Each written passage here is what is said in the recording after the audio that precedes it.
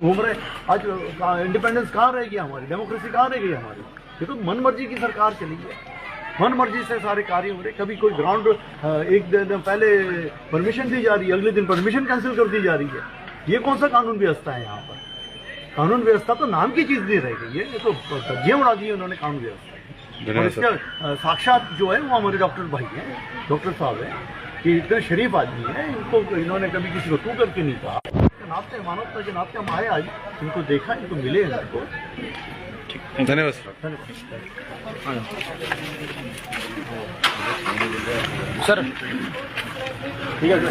Sir आज आपने कुशलक्षेम जाना है यहाँ पर देरा अस्पताल में। आज आपने कुशलक्षेम जाना है डॉक्टर अजय शर्मा जी का, और कैसे देखें इस चीज़ को, और क्या आपसे बात हुई और क्या गुफ्तगू हुई या क्या चर्चा हुई? ये दुर्भाग्यपूर्ण है कि एक सज्जन आदमी, एक समर्पित पार्टी का कार्यकर्ता, कांग्रेस के नेताओं और खास करके मुख्यमंत्री के जलालत झेलने के बाद, अपमानित करने के बाद, और उसके व्यापार और उसके अस्पताल के छेड़खानी उजाड़ने की बात कहने के बाद उसके परिवार ने वर्षों कांग्रेस को लगा दिए, आज वो इस अस्पताल में उपचारत है। तो ये कैसी सरकार है? संवेदनहीन सरकार। जहां अपने पार्टी के नेताओं को नहीं बख्शा गया, वहां जनता को बहुत दूर की बात है। इसलिए आज संवेदना के नाते, मानवता के नाते हमारे साथी राकेश जम्वाल जी हैं, आप हमारे सीनियर एमएलए हैं, हमारे श्री तुषार सिंह जी सीनियर एमएलए, और इस समय फिर चुनाव लड़ रहे हैं, सिर्फ उनको देखने के लिए और इसलिए कि कई बार व्यक्ति व्यक्तियों से मिलता है तो उसका कष्ट और दुख दूर हो जाता है, इसलिए हम यहाँ पर आए। विपिन जी, डॉक्टर अजय शर्मा ने कहा कि उनको 9 घंटे जो है वो बंधक बना के रखा गया है शिमला में सुखविंदर सिंह सुक्खू द्वारा, क्या कहेंगे? मैं ये, उन्होंने कहा कि अगर मुझे कुछ हो जाता तो मेरे पार्थिव शरीर को कांगड़ा ले जाना। उन्होंने कहा है कि मेरे ऊपर जो हालात बने हैं, मुझे मृत्यु जीवन के गले लगा लेती है, तो उसका जिम्मेवार हिमाचल प्रदेश का मुख्यमंत्री श्रीमान सुखविंदर सिंह सुक्खू। कौन बोलता है ऐसी बात? शराफत की मूर्ति हैं डॉक्टर राजेश। इनके पिताजी को जानता हूं, इनके परिवार को जानता हूं। ऐसे व्यक्ति को प्रताड़ित करना, मुझे लगता है ये अन्याय है व्यवस्था के खिलाफ, उनकी पार्टी के खिलाफ। अगर वो अपनी मुख्यमंत्री, अपनी श्रीमती को यहाँ से लड़वाना चाहते हैं और उसमें ये दबाव बना करके कि भाई आप विड्रॉ कर लो, मैं तुम्हें चांदी की तस्तरियों में चेयरमैन पद कैबिनेट रैंक का दे दूंगा, और इन्होंने कहा नहीं, मुझे कैबिनेट रैंक की जरूरत नहीं है, मैं तो राजनीति में सेवा करने के लिए आया हूँ, तो मुझे मान सम्मान चाहिए।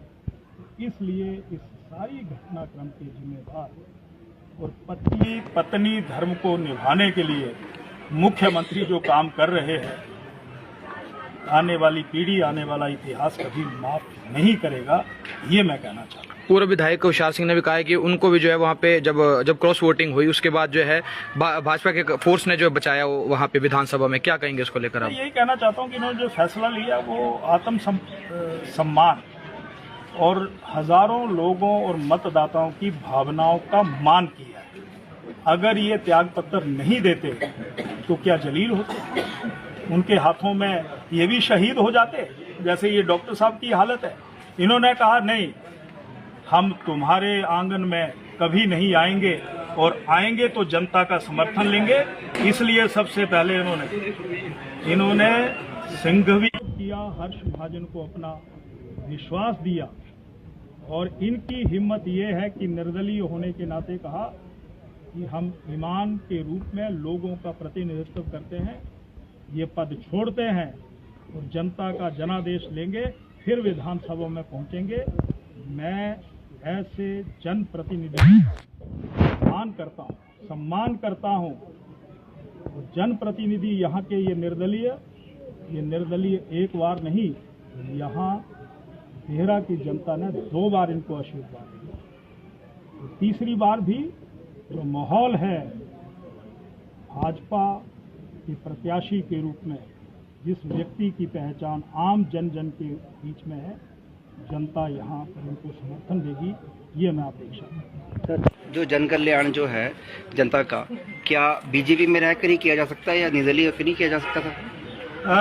जब ये निर्दलीय के रूप में भाजपा की सरकार में समर्थन दे रहे थे तो 600 करोड़ ये जो जल जीवन मिशन है 60,000 करोड़ की, उसका बहुत सा हिस्सा जो है हिमाचल प्रदेश को मिला है।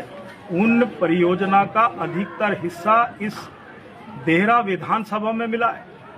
आयुष्मान योजना जो प्रधानमंत्री जी ने शुरू की, हिमकेयर योजना जो जयराम जी और विपिन परमार ने शुरू की, वो लोगों को गारंटी, हेल्थ गारंटी का काम आपने अपने विधानसभा में भी उतारा है। नवाड़, प्रधानमंत्री पीएमजीएसवाई योजनाएं, अनगिनत सड़कें जो हैं इस विधानसभा क्षेत्र में बनाई हैं।